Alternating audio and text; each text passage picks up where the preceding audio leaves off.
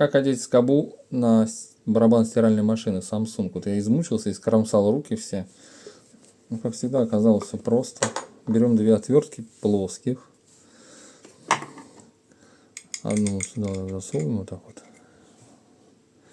И также вторую. И вот так раз, вот она легко гнет. Вот так выскакивает, да. Так может быть, но это нормально.